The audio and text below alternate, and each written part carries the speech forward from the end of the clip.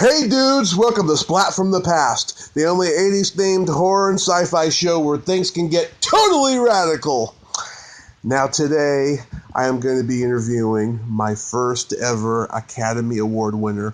Not just one Academy Award, but 3. And also, she has made a huge contribution to the world of horror and science fiction.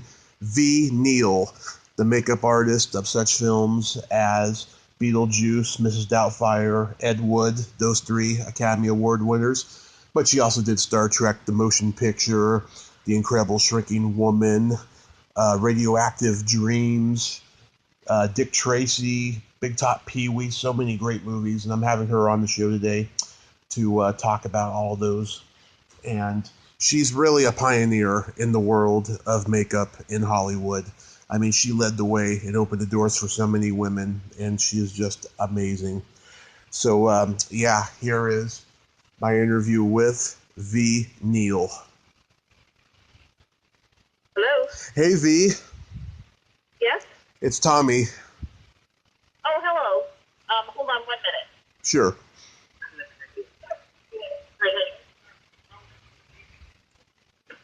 Sorry, hold on 1 minute. I have to shut the door.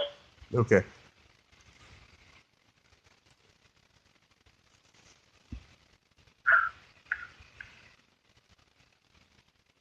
My gosh, I'm so busy. Is it a good time? Yeah, well, it's going to have to be because I don't have any other time. Okay. It's such an honor. I mean, you're the first Academy Award winning guest I've had on, and you're responsible for so much movie magic from my childhood. So I thank you for taking the time today. Well, you're very welcome. So going back to the beginning, were you always good at creating things with your hands when you were growing up? Well, let's put it this way. Every time I was taken to, like, my cousin's house for a holiday, Mm-hmm. they were getting dressed up and we were putting on a show whether they liked it or not. So, I mean, I'd make costumes out of crepe paper if I had to. And I would just use whatever makeup was available to get them all dolled up. So, you know, I was always doing something crazy as far as theatrically. But, I guess I was always drawing and doing stuff like that, making stuff when I was a kid. So I was always involved in some sort of art, project somewhere along the line. Mm-hmm. What drew you into getting into makeup? I loved to watch the old horror movies. My mother could not figure it out. It didn't matter how many times they were on. If they were on, I was watching. From a little kid, like from the time I was 5 years old, I always knew that I wanted to be a makeup artist. It doesn't matter that they kept telling me I couldn't do it because I was a girl. I just thought, well, one of these days it'll be okay, So, my next door neighbor from the time I was 5 until I was 12 was Leo Latito, and he was the makeup man for the studio. So every year at Halloween, he would make up his daughter and myself, we'd go out trick-or-treating. And, of course, she always wanted to be a fairy or a princess or something cute, and I always wanted to be a witch or a goblin or some sort of monster-y thing, So he was always sticking wax and putty and blood on me and all kinds of, creepy stuff, and she would always be all sparkly and cute. So I kind of always, liked that darker side of fantasy. Yes, that's what you can call it. Was there a particular movie you saw where the makeup was so good that you said, oh, I can do that? Well, I don't know so much that there was a particular movie that I saw, but I loved Frankenstein. I loved The Mummy.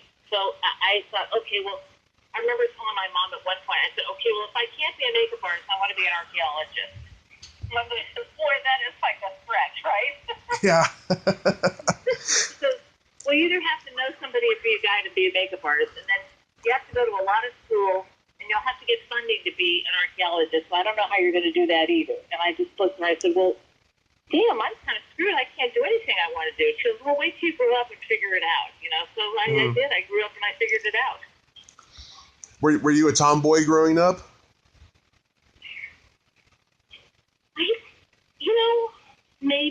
Maybe not. I don't know. I don't really remember. I do remember playing baseball and football out in the street with the kids when I was little. But that's because most of our neighbors were boys, I think. But I don't know that I was such a tomboy. I think I was just a regular kind of girl, didn't know much about anything except for, what they tell you. Because I grew up like in the 50s and 60s, and, they kind of kept women out of the loop on everything, which was really unfortunate, but, Yeah. you were supposed to be in the kitchen cooking and doing laundry and stuff like that, and I was just not interested in any of that at all.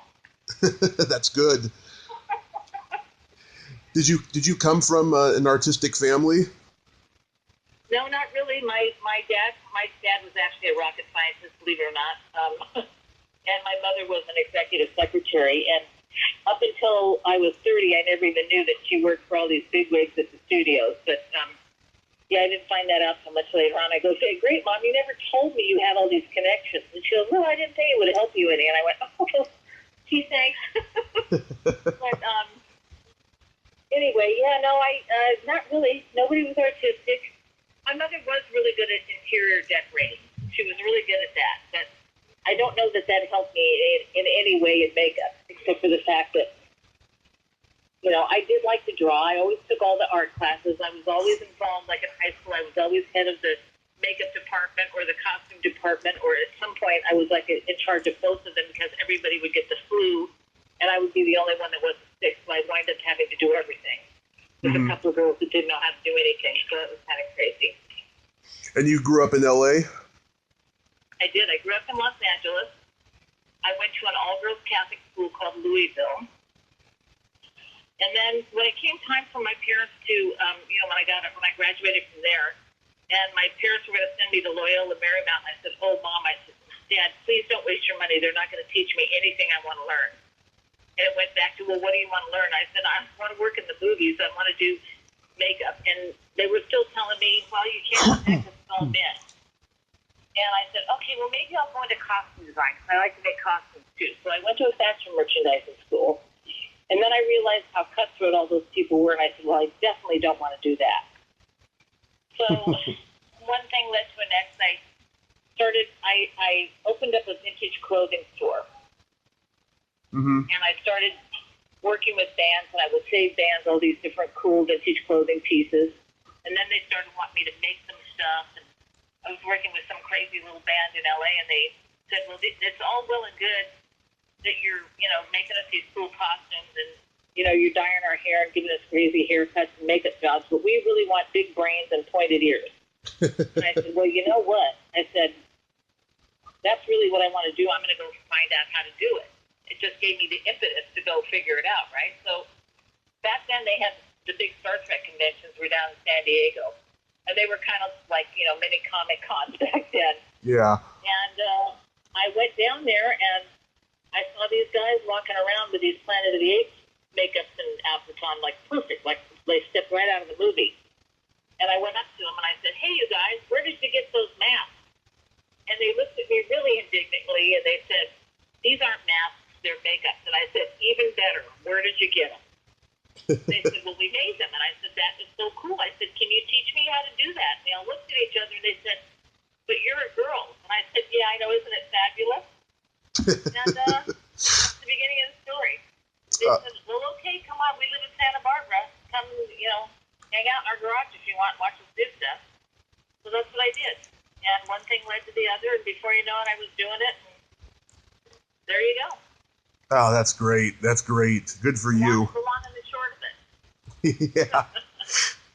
I'm going to mention movies you worked on. Tell me any anecdotes you remember. Oh, that might be hard. It's a long career. And feel free to be politically incorrect. Nothing offends me. What about the other people? I've if you are, I won't swear. It's all good. But I've interviewed a lot of people who are not easily offended. Thank God. The Private Files of J. Edgar Hoover. Oh wow, jeez, I barely remember that. That's when I was working. That the person that taught me how to do makeup initially was Ve Neill, who I'm still very good friends with, whose last name I took because when we were living together, it just seemed a lot easier for us to work as a husband and wife team, you know? Yeah. I liked being in the lab. I hated being in the lab. I loved being on set. So it was a perfect collaboration, you know? Mm-hmm. So, is that a Larry Cohen movie, maybe? Yes. Now, that was a long time ago. I mean, that was okay. I don't remember too much about it, though. Is there something specific that you wanted to know about that bizarre film? I was just curious because I'm a huge Larry Cohen fan. Yeah, I don't remember a whole lot about that film. Okay. I remember that I think it was Broderick Crawford. Yes. And I think the only thing I do remember is like there was one scene where we were supposed to be shooting where he's like sitting either listening to tape or, I think he was listening to tapes and he's supposed to be sitting there listening, getting drunk and blah, blah, blah. Mm-hmm. So they were really stupid. They gave him a bottle of like Jack Daniels or something and let him sit there all night long and he got bloody plastered. I mean, he was sweating and I'm just going, oh my God, you guys, he was like really gave him liquor. He's like, you're killing me here. He's sweating and it's gross and he's not remembering his lines now. You just screwed yourselves. But, they did that kind of crazy stuff back then in those like non-union films where, people weren't really thinking clearly. Yeah, it was much more freer time, the 70s. Yeah. Say that again. How about Tourist Trap? Oh, Tourist Trap was fun. That was really fun. I mean, I did some crazy stuff for Charlie Band, but I remember Chuck Irons was really a trip. I had a couple of good stories about that movie. One of the cool things was a friend of mine, Billy Scudder, played all the characters that were in the museum. So we actually made a lot of those maps off of his life maps. But that was kind of fun putting all those silly things together. But I remember one day, Tanya, what's her last name? Tanya. Oh. Tanya Roberts. Tanya Roberts. Right?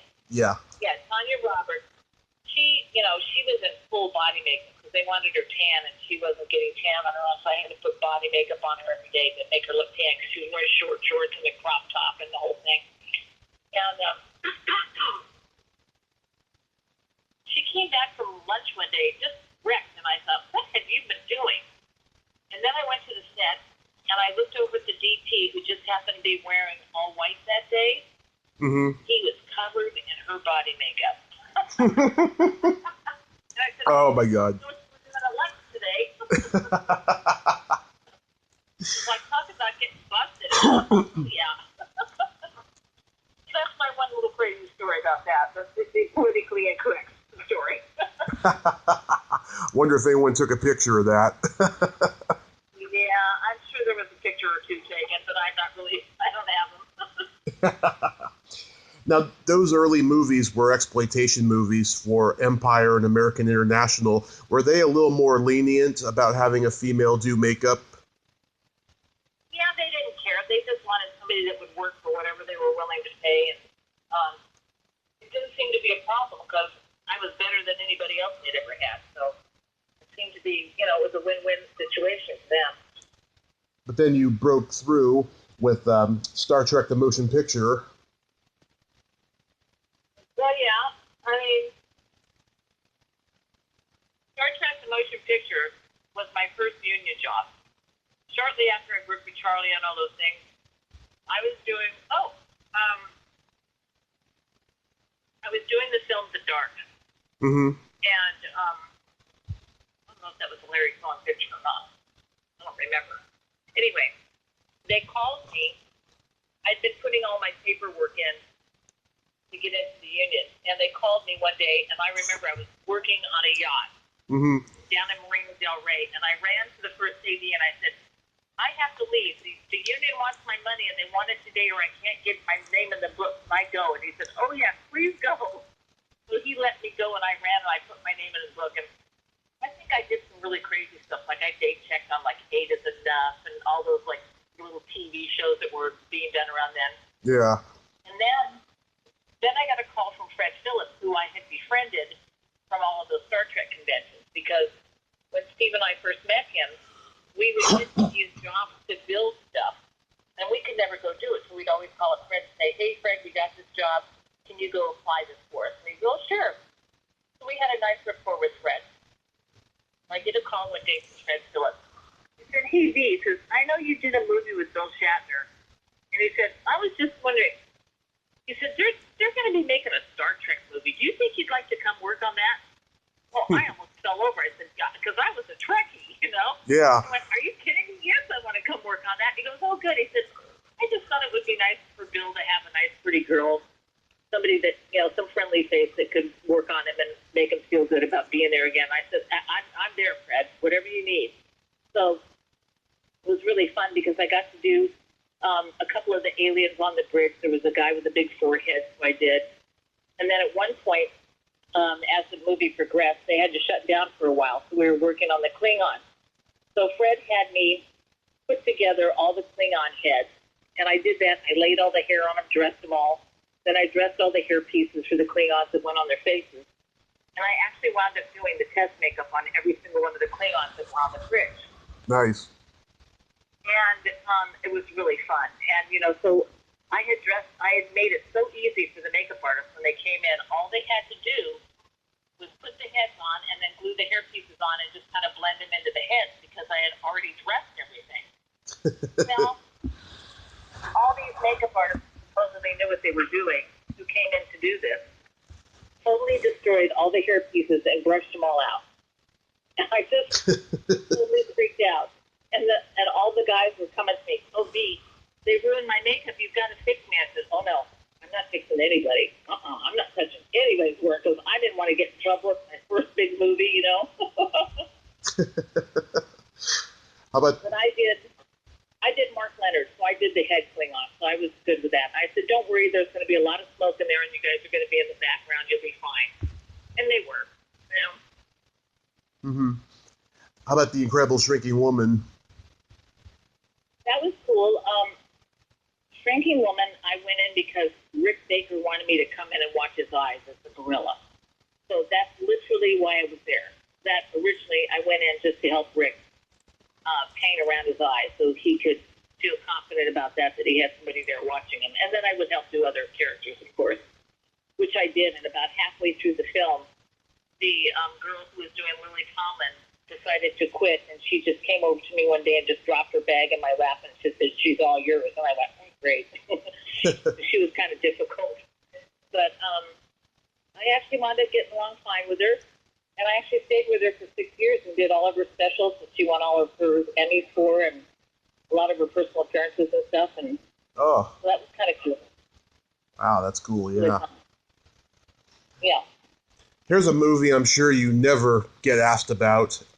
Radioactive Dreams. Nope, I never do get asked about that one. Well, I did not perform makeup on the entire film. I did all the stuff that was shot in Hawaii with the motorcycle girls, with the radioactive heads, and all the stuff that was shot when they were trudging across, the deserty-looking things that was all actually sulfur fields. Mm-hmm. And when we were there, those volcanoes were actually erupting. So there was, if we would go back the next day to try to find where we shot the day before, there was actually new lava fields that had formed over the areas that we were at. Mm-hmm. And it was so smelly. That's all I can remember. It's just like pure sulfur smell the whole time. Except for, of course, when we were doing the stuff with the girls on the motorcycles with all the bald caps I had to put on and the red mohawks and all that crazy stuff, which was actually kind of fun. And that was neat because I was doing that with Greg Canham. Mm-hmm. Yeah, it's like on my top 40 list of the best cult movies of the 80s. Oh, really? Yeah. I guess I'll have to see it again. I don't remember much about it. Yeah, I gotta watch it again too. It's been a lot of years, but that's one of my favorites. The Lost Boys. Oh my God. For 20 years, everybody would say to me, "What's your favorite movie you ever worked on?" And I would have to say The Lost Boys. And funny enough, you'll never guess who was here today visiting me at the school. Who? Billy Ward. Oh. Billy Ward. So that was really cool. I was actually driving down to school today, and somebody's honking, and I look over, it was Billy. And he said, where are you going? I said, I'm going to school. And he goes, where is it? I said, it's in the Wiltern building. He goes, oh my God, I'm going to see a friend of mine movie at the Wiltern today. And I said, well, come up to the school when you're done. I'm on the second floor. So he came up, and I gave him a tour of the school, and everybody was all fangirling out over him. And, it was fun. We took some pictures, and it was fantastic. I've sort of kept in contact with him a little bit over the years, so that's been nice. Handsome guy. Yeah, very handsome. Yes. I love your signature you put on my poster when I met you a couple weeks ago. Yeah. Yeah. Is it my full name with a heart or just V with a heart? Yeah, full name with the heart. How about... Thank you. Yeah. How about your Academy Award-winning work on Beetlejuice? Well, loved Beetlejuice. That was actually my first film with Tim Burton. So it's quite memorable. And of course, usually when people talk to me, that's what they start out with. Oh my God, my favorite list is Beetlejuice, blah, blah, blah, and they love that movie. And it certainly is iconic, and it was really fun to work on. And the fact that that character has, just become synonymous with, anything that has to do with the horror genre. And it was a comedy, So it's kind of just a really fun thing to be involved with. I mean, it's such an iconic character. Anywhere you go, everybody knows who that character is, And they've just made it so famous with all these, the amusement park stuff and cartoons and, whatever. But fantastic movie to work on. Tim, of course, was incredible. And, yeah, it was fun. Yeah, I mean, it's incredible how there's only one of this movie, and there was a Saturday morning cartoon, and it's just, a cultural phenomenon. It is. When you went up when you went up and got your first Academy Award for this, were you thinking, I did it, I did something they told me I would never do? Oh, hell no. I was so freaked out because I didn't know if we could win or not, because we were up against Rick Baker for Coming to America, which was a phenomenal, makeup job. Yeah. And then there was also the Bermans for Scrooged, which I absolutely adored, and there was tons of makeup in that. And everybody in the Academy knew those guys. They didn't know who we were. We were nobody, Yeah. But I just kind of think that it was such a quirky film, and then Rick had already won like 3 by that time, I think. They probably just thought, oh, do we have to give him another one? Let's try somebody new. That's all I could think about. Oh, give it to us because we're new. I don't know, Yeah. And I think it was such a unique production. And if the characters hadn't looked like that, the movie wouldn't have been so popular. You know what I mean? Mm-hmm. So I think the makeup really helped move the movie forward and make it like, how iconic that it turned out to be. So that alone was worth an Oscar, I guess. But no, I remember getting up there, and we each had our little 15 seconds of our speech that we were going to say, and we said it. And when you are nominated for an Oscar, they have this really cool thing. They have a luncheon ahead of time, and all the nominees are there. So everybody is the same. You're there with the actors, the BPs. You're there with everybody. So everybody can talk to each other, and you can fangirl out on all your friends that are there, whatever people want to meet. And they're telling you, okay, now you just won an Oscar, so don't saunter up there, run up there like you're excited to get the damn thing, Yeah. Don't be cool, this is an exciting moment. And, okay, now when you get up there, you're going to see a big screen that's going to tell you how much time you have left. It's going to be like a countdown thing, and going to let you know when you have to get off. And so I thought, okay, well, I'm going to see all this stuff I get. I saw nothing when I got up there. Everything, I was so elated and so high from the experience. I only remember seeing bright white lights. I don't remember seeing people. I didn't see a screen. I didn't see anything. I was just happy I remembered my 15 seconds of my speech I had to say. And they took us off stage, and we're in the elevator, and I grabbed Steve Laporte by the lapels, and I was jumping up and down, freaking out that we had won. And he was like laughing. And we got backstage and we got interviewed and all this stuff, and I'm going, oh my God, this is so crazy. I can't believe we won, and yada, yada, yada. It's like, it was probably one of the coolest experiences of my life. And I thought, okay, well, if by chance I ever get up here again, I'm going to pay attention to see where this screen and all this other stuff is they're talking about, because I didn't see anything. That's how excited I was. Yeah, when I was walking around Musterpalooza, I saw people wearing Alec Baldwin and Gina Davis's scary faces, and I thought that was pretty cool. Right. And those were all made by Robert Short Mm-hmm. and his company. How about Big Top Pee-wee? Oh, that was fun because when I was doing Beetlejuice, Paul Rubens came to visit me. Mm-hmm. And I had met him because initially when I was on the film 9 to 5, the camera operator came to me when I said, "See," he says, "I have some friends," he says, "I'm producing their show, and it's a real quirky kind of bunch of people," and he said, "they really need help with their makeup. Do you think you could come Friday night and help us out?" And I'm thinking, oh my God, it's a midnight show on a Friday night. I'm going to be exhausted. And he said, it'll be really fun. Just come and just give him some pointers and help him. And I thought, okay. So I get over there, and it's the original TV Playhouse, which was very bawdy. I mean, it was just nasty, and it was crazy. It was at the Roxy Theater, I think. Yeah. So he said, everybody that's a TV character needs help with their makeup. And I got in there and said, oh no, that TV dude needs help too. But I didn't mess with Paul. But I wound up becoming really good friends with them. And I have stayed friends with him over the years. In fact, he was just in Monsterpalooza recently as well. Right. And I was so happy for him. The line to get autographs from him was like 3 hours. I couldn't believe it. Yeah, I was in that line. I know. I talked to one guy who said, I waited over 2.5 hours in line to get his autograph. And I went, oh my gosh, that's fantastic. Yeah. But, I adore Paul. And so anyway, there I am on Beetlejuice, and he says, V, he says, you want to come and do a circus movie with me? And I said, oh, wow, a circus movie? You never get to do a circus movie. And he says, yeah, it's great stuff. It'll be really fun, but it's going to be like kind of lighthearted. There won't be any monstery stuff. And I said, it sounds fantastic. How fun is that? He goes, but you have to come do the TV show first. Are you still there? Yeah. Okay. My screen just went funny. And I said, oh, Paul, I really don't want to do TV. Please don't make me come do TV.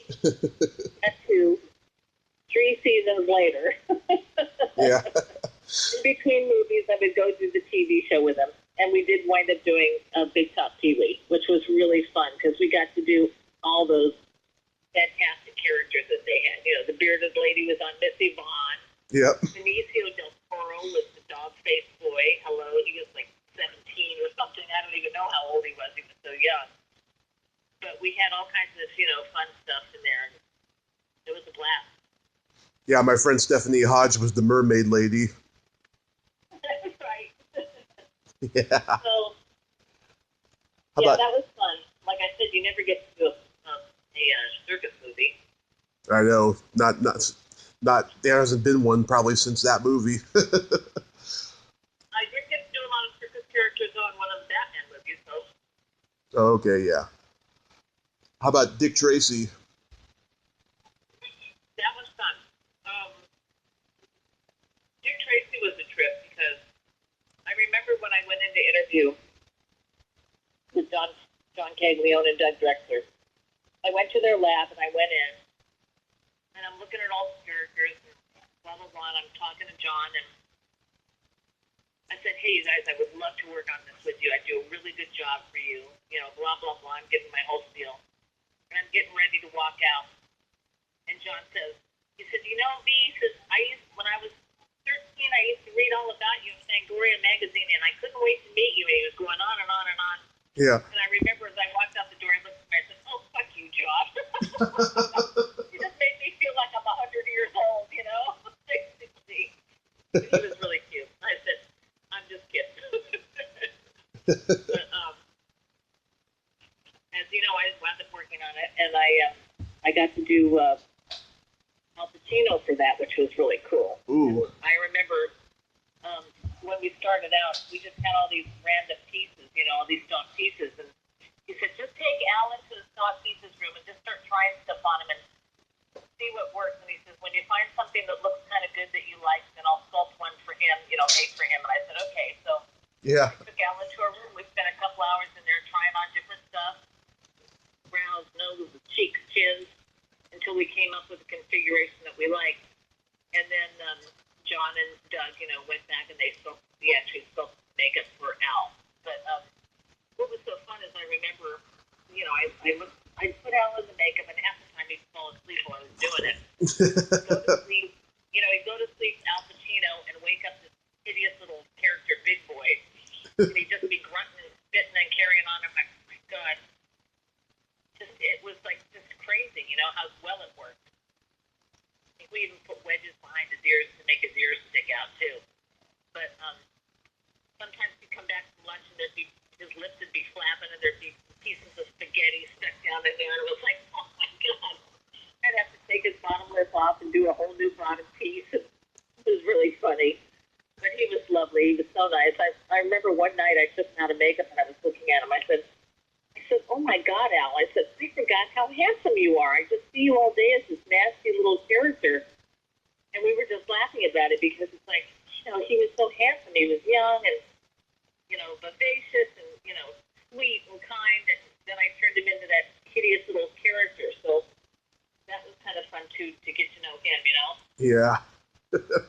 I still think that even by today's standards, it's got some of the best makeup ever put on film. Well, they were fantastic character makeup. That's what was so cool, Mm-hmm. Was it nominated that year? It won that year. Okay, so... It won, and I was up against them with Edward Scissorhands, actually. We were sitting right next to each other in the audience. I mean, we all knew they were going to win. It was just, there was no way they couldn't win. There was so many fantastic makeups in that film, Yeah. I personally think Dick Tracy should have won, but yeah, I get that. You personally what? I personally think Dick Tracy should have won, but I get it though. That. Dick Tracy did win. Oh, okay. I was confused. I'm sorry. I'm brain farting. No, Dick Tracy won. They won. So, Mrs. Doubtfire. Mrs. Doubtfire was a real treat because Robin Williams was spectacular to work with. He was such a love. What a dear man. I still cry when I think about it not being here anymore. Yeah. It was a real treat. Real treat. It must have been hard for Robin to sit still because, as we know, he liked to move around a lot. Well, you know what? I figured out something really clever. I took off the cupboard doors behind us, up behind me, Mm-hmm. and we put a monitor up in there, and I had him watch movies while I did his makeup. And come to find out, he had never even seen most of the classics. So he's never even seen Citizen Kane. Huh. Really? So we were showing him all these really cool classic films, and he would just sit and watch them, and it was, he was mesmerized. So we got through his makeup really quickly. I mean, the first time we put him in the makeup, the hair and the makeup and everything, and noodling around and goofing off, it was like 4 hours. And then when we actually got into production, it was a 2-hour deal. I mean, we just sailed through it. I mean, I think I did that makeup on him like 54 times. So you get pretty fast at it after a while. I love it when he's doing all the test makeup in the movie, and he's the Jewish lady. Oh, I should never eat pork rinds from a moil. They're so chewy. That's It was fun. And Harvey Firestein was so great. I stayed friends with him for a while too, but I've lost contact with him unfortunately. But Yeah. he was really cool. And then he's Barbara Streisand, and that was a dead-on impersonation. How about Ed Wood? Well, now Ed Wood was really a quirky film because Yeah. when we were shooting that, I kept thinking, who is going to go see this damn movie? I mean, it's such a weird movie, Yeah. And it's turned out to be such a cult classic. I mean, the cool thing was shooting it in black and white. That was a really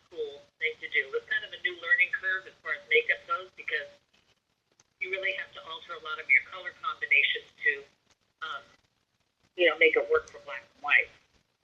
So I remember the first time I did the test makeup on Martin. He looked too healthy, and Tim says, "No, he's got to be darker around his eyes. I want him to look sick. I want him to look like he's, really ailing and dying." And I said, "Okay." So I took him back to the trailer, and I was starting to darken up his eyes and stuff. And Rick Baker designed that makeup. Mm-hmm. Rick comes walking into the trailer and says, "Oh, God damn it, Steve." He said, "I knew the minute I gave you this makeup, you put dark circles around his eyes." And I said, "No, it's not me." And Martin says, "No, Tim told me to come back and make my eyes darker."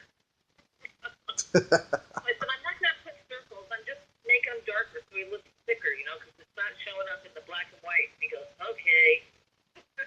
It was really funny.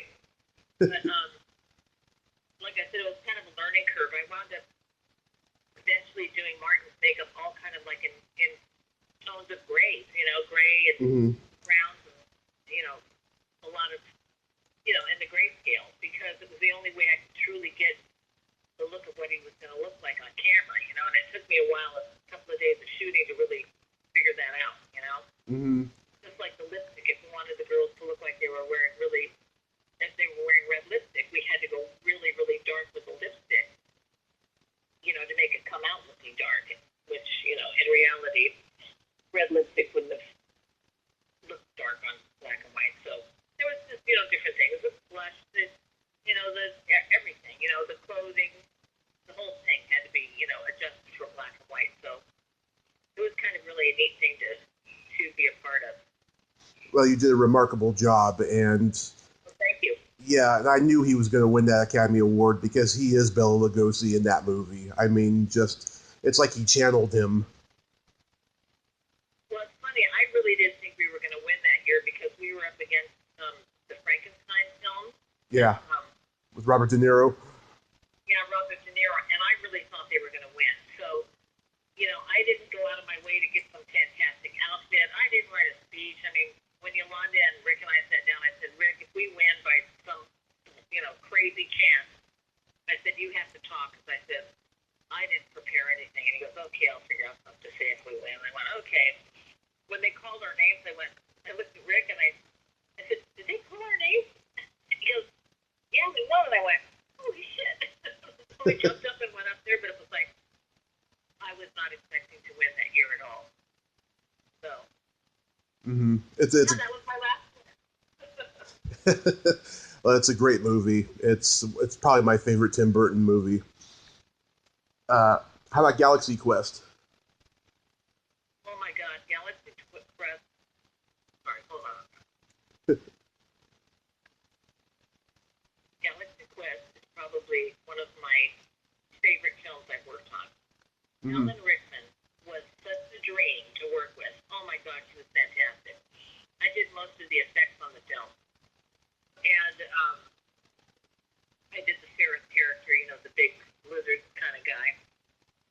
And I did Alan, and I did several other people that had any kind of special makeups on. And the first time I read that script, I was screaming. I was laughing so hard. Because of the fact that I had been involved with Star Trek and met all those guys, it was kind of like a comedy. It was kind of like a takeoff on the characters from Star Trek and what happened to them after, the show was over. It's the same thing was happening to them. They're like doing all these silly, appearances at different places and blah, blah, blah. And everybody hated the captain and, he was a womanizer. And it was like, it was so much like, kind of like the original Star Trek silliness that went on. And I was dying of laughter. I couldn't contain myself. I said, "Oh my God, I have to work on this movie." So when I finally got it, I was really excited because I thought this is going to be so much fun. And my friend Brian, first of all, Stan Winston was doing the effects for the film. Mm-hmm. Then we had all these characters, which was really cool. And I loved working with Stan. And my friend Brian Pennicus, who also owns the makeup effects house, he and I got together and we asked Stan if we could do all the masks for the conventions, all the bad makeup. Yeah.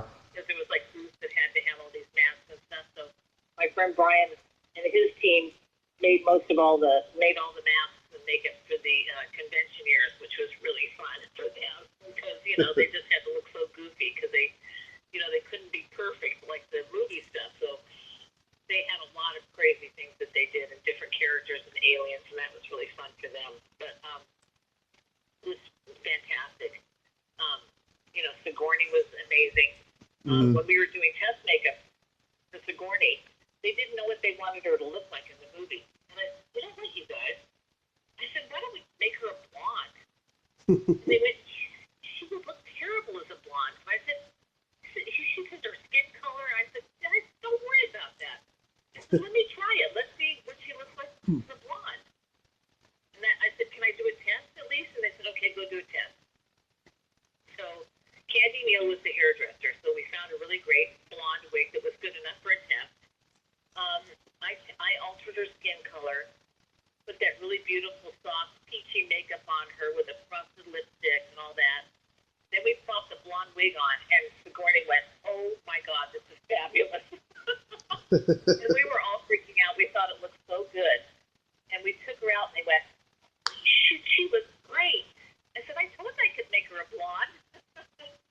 So that's how we started. So she became blonde. We had a beautiful wig made for her. Ellen Dangerio did her wig for that. And so that's how we created her character. And then, of course, there was Crazy Sam, who I adore, who's got that great Funky Bird out right now. That's a really cool show. Yeah. But we've gone on to do some really amazing things, too. But, everybody was wonderful to work with. I mean, we just had so much fun on that show.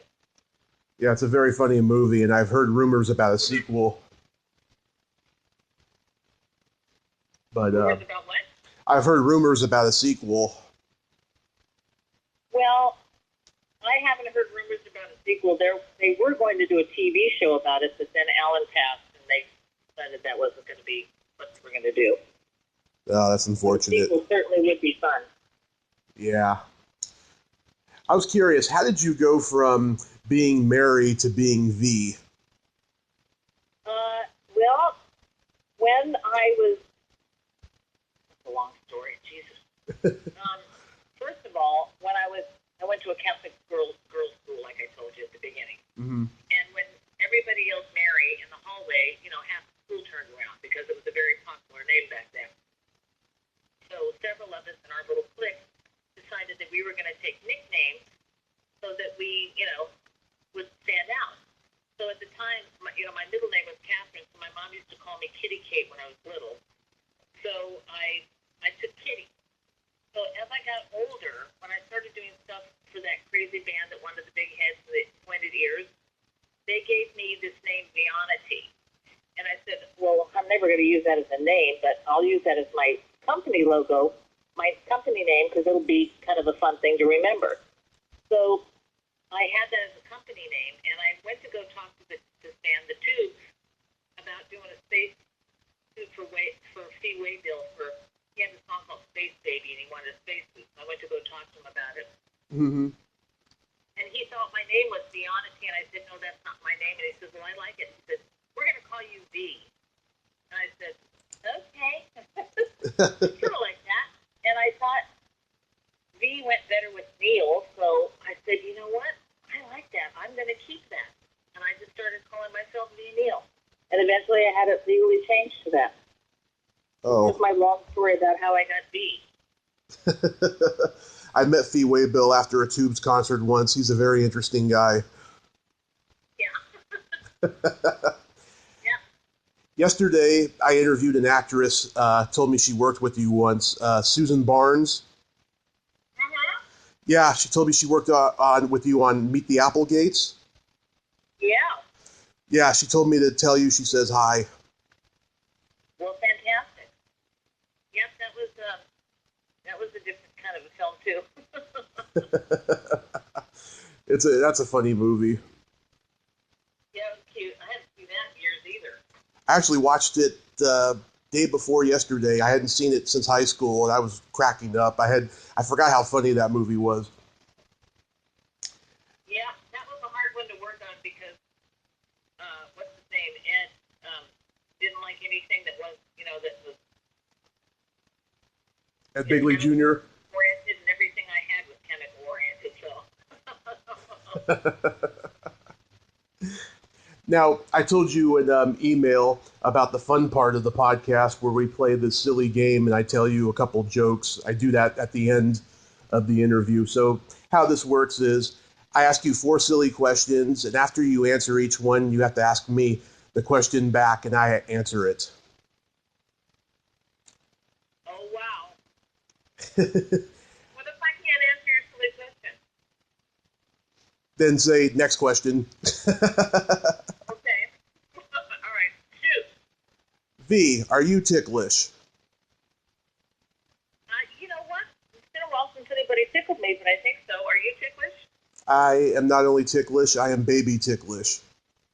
So you get extremely giddy, right? Yes. I get like knee-jerk reaction. I don't think I'm that far gone. What's your next one, dude? Is your belly button an innie or an outie? Mine's an innie. Is yours an innie or an outie? I have an outie.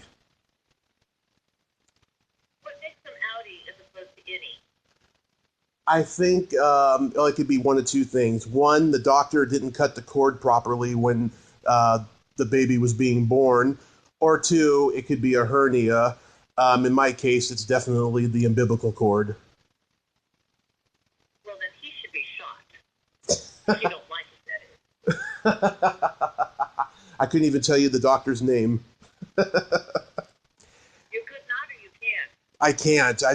That was, 36 years ago. There you go.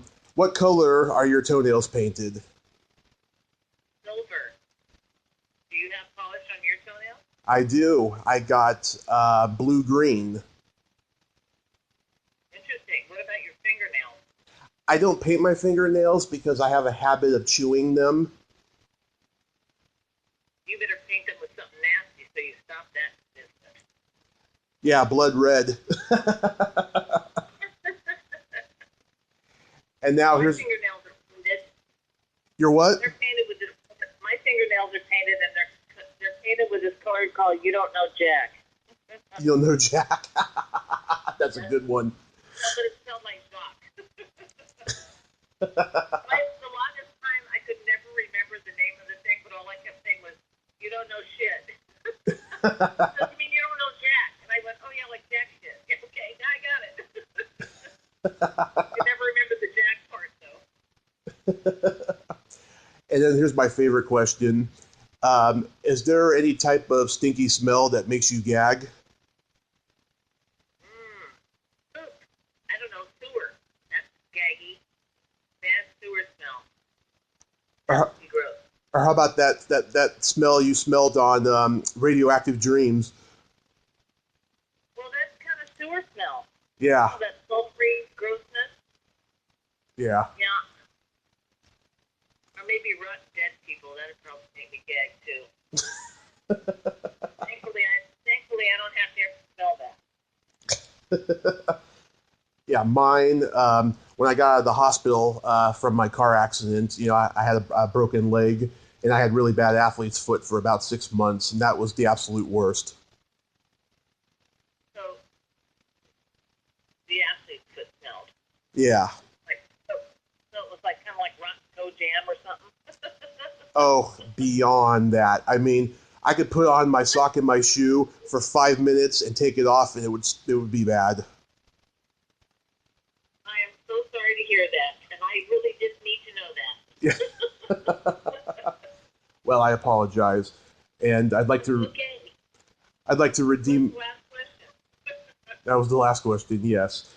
And now here are some jokes that you could tell your girlfriends at dinner parties. Okay, shoot. Okay, I told this one to my cashier at the supermarket on Easter. Why does the Easter bunny hide his eggs? The Easter bunny doesn't have eggs. I know, but let's pretend. Okay, why? Why? Why does the Easter bunny hide his eggs? So no one will know how tiny his dick is. Oh, for goodness sake. All right. Okay, and here's the show. Here's the. What else do you got? Come on. Okay, here's the showstopper. Cinderella is about to go to the ball, and she's on her period. And so the fairy godmother gives her these magic tampons and says, "Okay, you can go to the ball, but you have to be home by midnight." And she says, "Okay, fairy godmother, I will." So 12:30 rolls around. Fairy godmother is pacing around the house, angry because Cinderella hasn't shown up yet. But then she does show up at 4 a.m. and she's stumbling drunk. So fairy godmother's like, "Where were you? You were supposed to be home at midnight." And Cinderella's like, "I'm so sorry, fairy godmother. I met this great guy. His name was Peter Peter."